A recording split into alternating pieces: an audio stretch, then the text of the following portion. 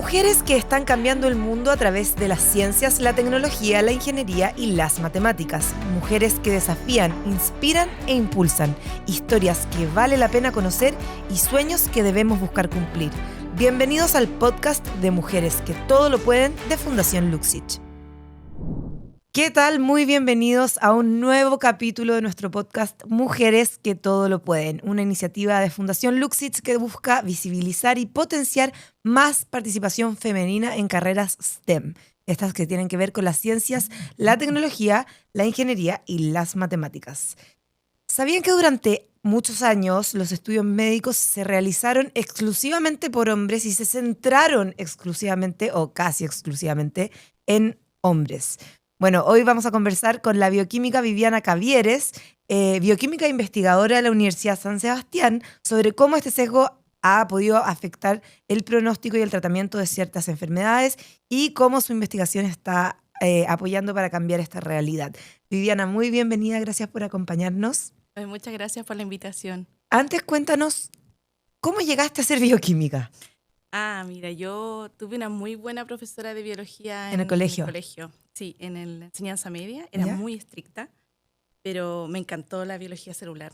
Ya nos pasó Sí, la como la célula. mitocondria Sí. y fue como wow. No, yo dije, esta es la cuestión que yo tengo que Ya. estudiar. Era muy buena en biología, era muy buena en matemática. Entonces, Ya.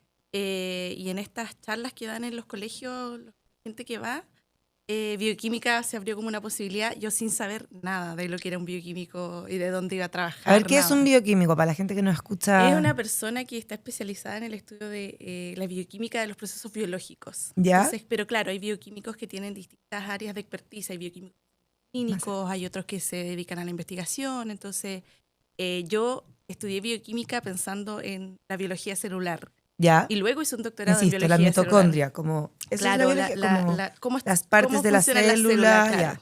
Claro, y entonces yo ahí luego me decidí a hacer un doctorado en biología celular y molecular Ya. en la Universidad Austral. Ya.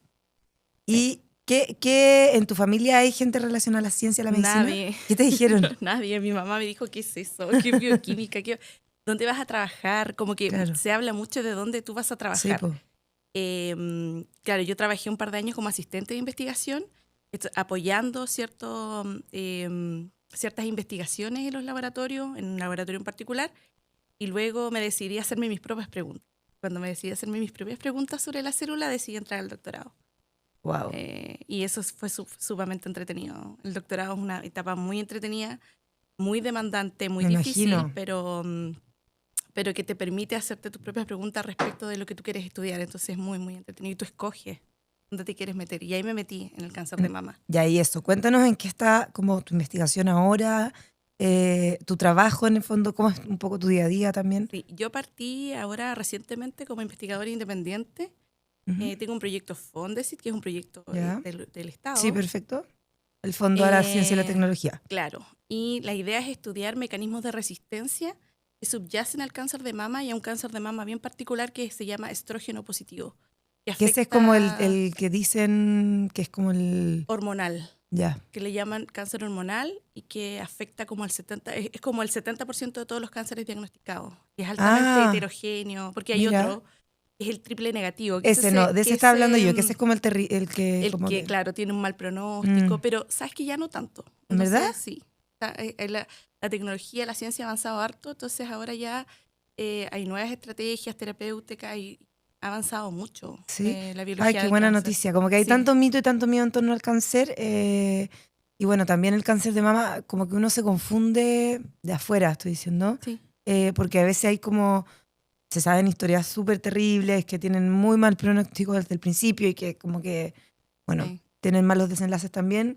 Pero por otro lado también uno sabe una historia de alguien que oye, sabéis que no se, casi que ni se tuvo que hacer quimio hoy en día. Claro, lo que pasa es que el cáncer, como cáncer, es una enfermedad heterogénea. O sea, es un conjunto de enfermedades tremenda. ¿Ya? No es solamente una enfermedad. Y en el cáncer de mama pasa lo mismo. Hay tantos subtipos distintos que el estudio del cáncer tiene que ser muy específico.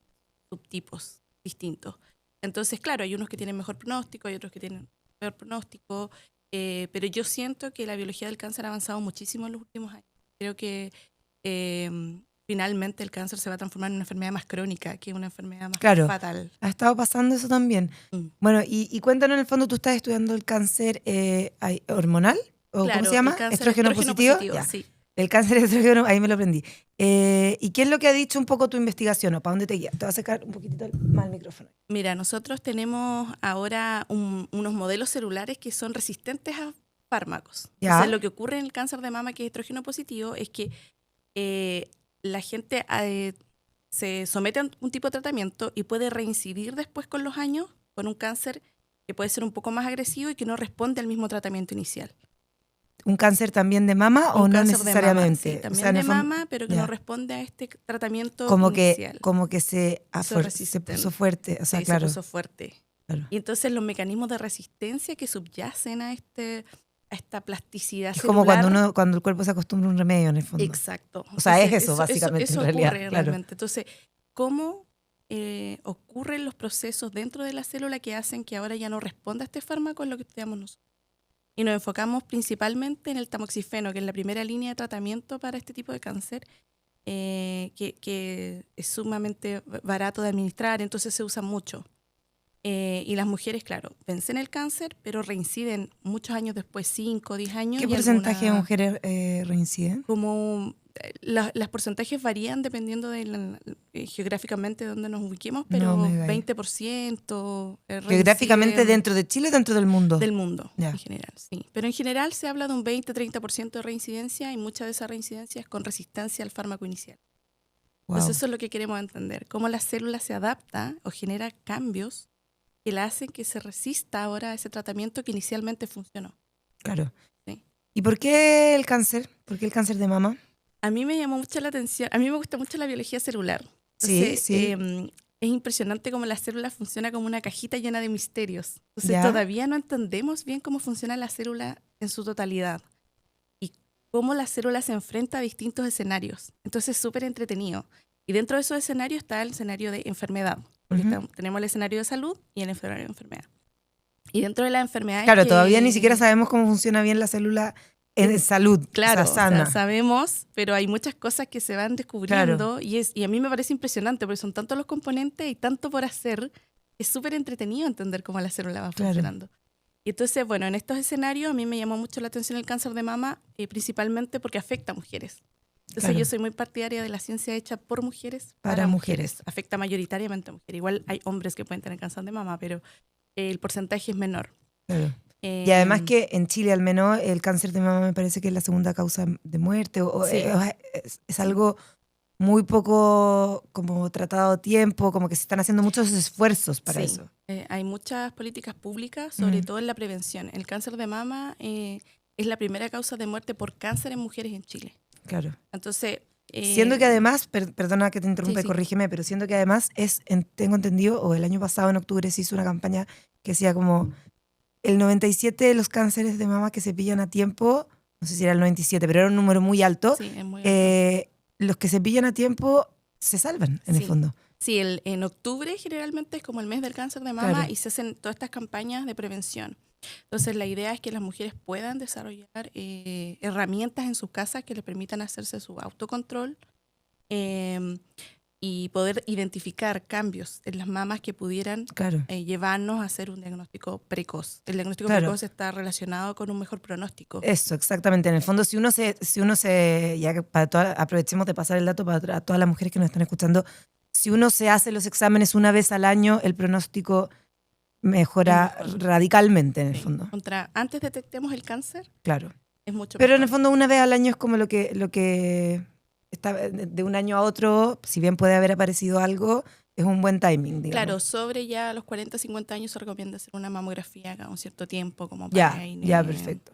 A no ser que tengas antecedentes familiares. Claro. Ahí bueno, volvamos a un poco lo tuyo, que lo encuentro muy fascinante. Hay un síndrome que se llama el síndrome de Gentle, que me imagino que lo conoces, que es en el fondo un poco como las mujeres históricamente hemos tenido diagnósticos equivocados porque no están centrados en el cuerpo de la mujer. Y yo me acuerdo, cuando descubrí esto, me acuerdo una vez que no sé si es verdad, hoy en día ya uno con la inteligencia artificial duda de todo, pero el típico cuerpo humano de biología, del libro de biología, que es hombre, po. Sí, No es po, mujer, po. No sí. tiene No, mamas. no es mujer, sí. Eso lo encuentro como que No, la primera vez que lo vi fue como, oh, sí, es increíble. Hay un impresionante. sesgo de género tremendo en el estudio del Claro, cuerpo. Y nos vemos subrepresentadas en los estudios, porque claro, hembra o mujer tiene mucha variabilidad claro, hormonal desde el punto de vista de la respuesta inmunológica, somos muy distintas. claro. Entonces, lo que ha hecho la ciencia es dejar fuera el Lo difícil, estudio, guau.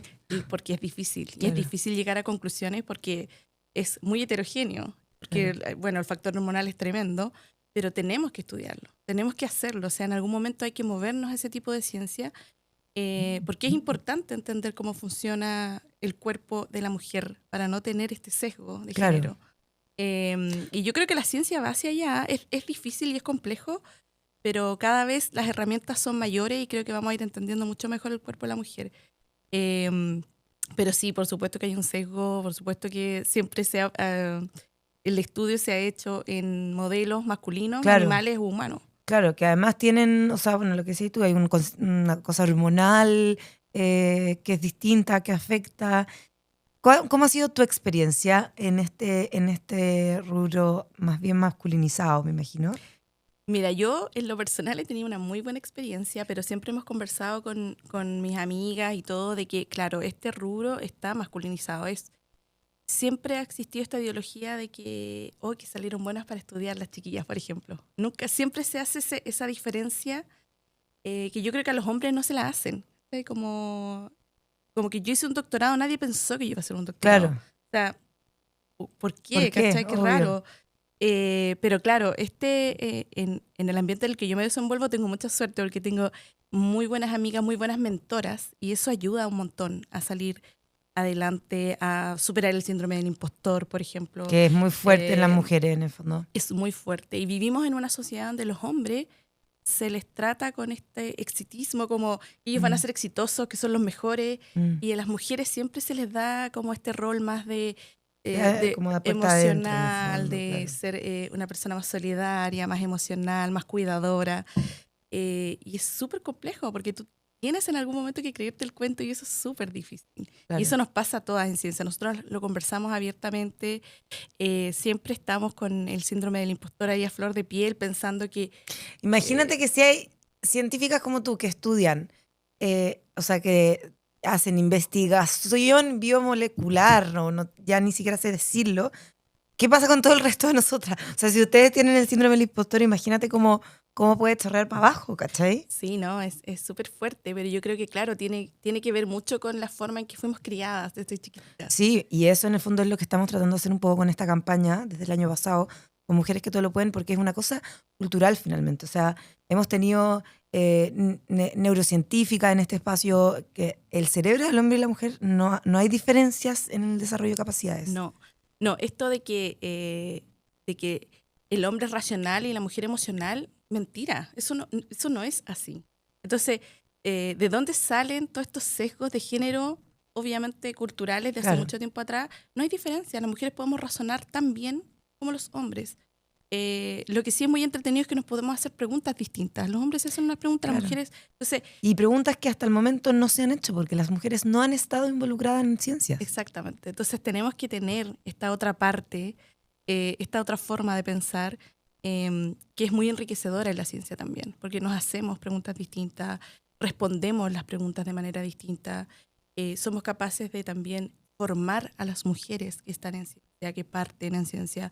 Yo he tenido muy buenas formadoras, muy buenas mentoras, entonces el Desde la profesora plan del colegio en de adelante. biología y el plan es seguir fomentando a mujeres más chicas, a las que están en Claro, pregrado, a las que son asistentes de investigación, seguir fomentando que tú puedes hacer lo que tú quieras hacer, finalmente. Y eso es súper importante en ciencia, porque claro. nos vemos de repente mermadas por esta cuestión de que sentimos que no vamos a poder, de que es difícil, de que nos enseñaron que ay, la mujer es más emocional, no piensa tan bien, no es tan racional. Entonces, fomentar que las mujeres pueden participar en este tipo de cosas, yo lo encuentro espectacular. O sea, lo que hacen ustedes, lo encuentro súper bueno. ¿Y qué te decir? ¿Y cómo más se puede hacer en el fondo? Nosotros lo que tratamos de hacer es acercar testimonios al final. Y que hay mujeres reales en Chile que están haciendo cosas increíbles. O sea, no siempre tenemos que hablar de científicas extraordinarias, lejanas, la Marie Curie, en el fondo, sino que Sí, no es tan difícil. podemos hablar de No Viviana. es tan ¿Me difícil. Yo entiendes? creo que no es tan difícil. Yo creo que se tiende a pensar de que esto es sumamente complejo, pero no es así. Requiere esfuerzo, es complicado, hay que estudiar, Pero es pero entretenido. es súper entretenido. Entonces, si a ti te gusta esto, si tú quieres hacerte preguntas respecto a la ciencia básica o a la ciencia aplicada desde el punto de vista de la enfermedad, desde el punto de vista de la salud, es súper entretenido y se puede hacer. Entonces, cuando tú lo disfrutas, es súper entretenido hacerlo. Y se va como por Claro. un tubo cuando te gusta la ciencia. Pero claro, hay mujeres que se desaniman porque ven, no sé, pues, encargos de poder hombre. Yo conversaba con amigas que tienen muchas experiencias de profesores que no las trataban bien por ser mujer. Claro. Entonces, eso va desanimando a las chiquillas y lo que hay que hacer es animarlas a que pueden, a que todo se puede, hay que dar vuelta a las páginas rápido y seguir y seguir y seguir, porque Y si tú quieres hacer algo, atrever a atreverse. equivocarse, atreverse a Sí, equivocar. sí, nosotros no somos genios, o sea, No, y somos además que a mí me personas gusta una normales. frase que alguien nos dijo en el programa, creo que un par de capítulos anterior, es que en ciencia finalmente, que como debería ser en todo, equivocarse te acerca más al conocimiento. Sí, No es perdido, no es perdido. Hay que trabajar mucho la resiliencia claro. porque claramente hay cosas que no van a funcionar o hay cosas que tú las pensaste de una manera y no van a salir de esa manera, salen de otra manera. Pero a veces de esa otra manera uno genera nuevas preguntas y te vas por otra ruta de investigación que era quizás mucho más interesante que la que tenías inicialmente. Claro. Entonces, hacer esos cambios requiere de cierta Serendipia me parece que plasticidad. se llama Sí, eso. Cuando requiere de como cierta que, plasticidad, pero se va entrenando con el tiempo. Claro, de primero uno se frustra un montón, pero después ya uno se va entrenando y va siendo más fácil. Y la idea es siempre estar entrenando a las chiquillas más jóvenes en eso, en que nos vamos a equivocar, no pasa nada. Seguimos adelante, vamos a tener otra pregunta, vamos a responder otras cosas.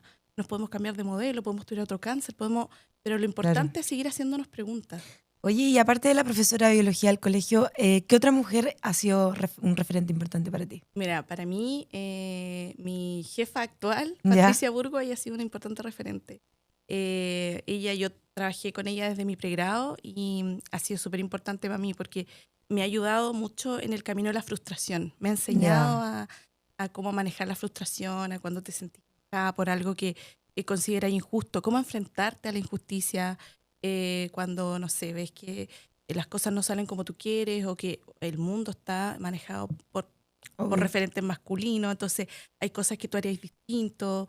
Y ella me ha enseñado muy bien cómo enfrentarme a ese tipo de problemática, cómo plantear mis ideas de manera tranquila, para que sean escuchadas, porque hay muchas mujeres que no son tan escuchadas. Sí, po. Y es súper importante cómo tú te plantas frente a gente que toma decisiones. toma Finalmente. decisiones. Eso es súper importante. Y esto es un camino que tenemos que ir haciendo y que es largo y ella sigue haciendo ese entrenamiento conmigo y es súper entretenido porque yo veo crecer y yo intento también pasar ese conocimiento a la gente que está conmigo, de también ir entrenando a las chiquillas que están más abajo, de ir diciéndoles cómo nos enfrentamos a un camino que desde siempre ha sido liderado por hombres. Hay muy pocas mujeres en cargos de poder en las universidades. Claro. Y es importante cómo nos damos a escuchar, cómo hacemos que nuestra voz valga también. Y bueno, ahí el trabajo es lo principal. Nosotras estamos súper motivadas con mi grupo de amigas. Ahí una de las chiquillas se le ocurrió la idea de ir a colegios y comentar que otras niñas entiendan cómo funciona la ciencia, cuáles son los caminos. Vamos a ir varias que estamos en distintos caminos en Qué ciencia. buena. Y eso es súper bonito. Y ver que las chicas, que las estudiantes de doctorado quieren hacer ese camino es súper bueno. Súper bueno motivar a otras niñas desde más chiquititas. Claro. No, porque al final, pensando como en ti, me sonaría lógico que fueran mujeres las que estén, por ejemplo, trabajando en la investigación sobre el cáncer de mama. Claro. Tiene sentido, ¿no? Sí, como hace que sentido. entonces necesitamos más mujeres, necesitamos más respuestas. Necesitamos más respuestas y necesitamos más preguntas también hechas También. por mujeres. Porque las mujeres nos preguntamos Eso me gustó, cosas más distintas. preguntas hechas por mujeres. nos preguntamos cosas distintas, nos acercamos a las problemáticas de manera diferente. Y yo creo que eso es súper enriquecedor en estos ambientes que han sido masculinizados por mucho tiempo. Tú ponías el ejemplo de la Marie Curie, a mí me parece su historia fascinante. O sea, ella no tuvo acceso a hacer clase a la Sorbona hasta que falleció Pierre. Claro. Y le dieron el puesto que tenía él. O sea, es impresionante. Fue la primera mujer en hacer clases en esa universidad. Entonces, es impresionante como históricamente las mujeres son desplazadas. Históricamente. Claro. Entonces, Y además, incluso quizás uno ya, el desplazamiento, no sé, puede estar más acostumbrado uno a ese relato, pero más allá de eso es como no pensar en la oportunidad que significa en el fondo. claro. Porque lógicamente hay cosas que nos pasan a las mujeres que nos preguntamos las mujeres, finalmente. Claro, sí, nosotras con la chiquilla igual hemos hablado de eso, de las cosas que enfrentamos como mujeres, que obviamente los hombres no se van a preguntar.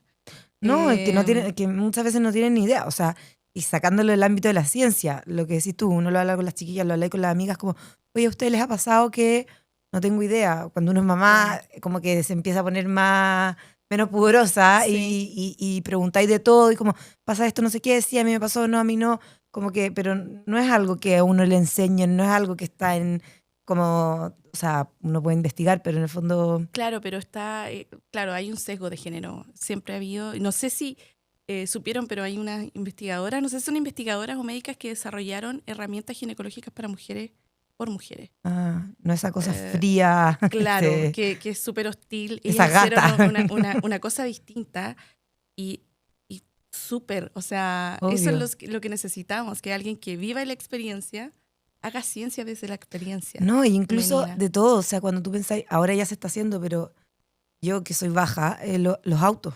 Los autos. ¿Cachai? Hoy día uno puede bajar el manubrio, pero bueno, yo en este momento estoy sentada con un cojín, pero en el fondo como poder bajar el manubrio, poder subir el asiento, no solo para adelante y para atrás, para arriba, ¿cachai? Claro. Como que ser inclusivo. Claro, pero hay muchas mujeres ahora trabajando en ingeniería, que Claro. ingeniería sí que siempre ha sido como un espacio masculino. Claro. Yo tenía amigas que estaban estudiando ingeniería y que la gente les decía, no van a cambiar la mina para que vaya a trabajar una mujer, no van a cambiar la construcción para que vaya a trabajar una mujer. Y hoy día sí ocurre, sí está pasando. Sí. Entonces, qué bueno que las mujeres se metieron ahí, porque van a identificar problemas que afectan a las mujeres. Lo que dices tú, cómo funciona el desarrollo de la tecnología para mujeres. Viviana, y cuéntame, que me gustaría saber, ¿cuál es tu sueño en tu carrera profesional? Mi sueño, qué difícil. O sea, yo ahora estoy muy feliz porque estamos partiendo con el laboratorio.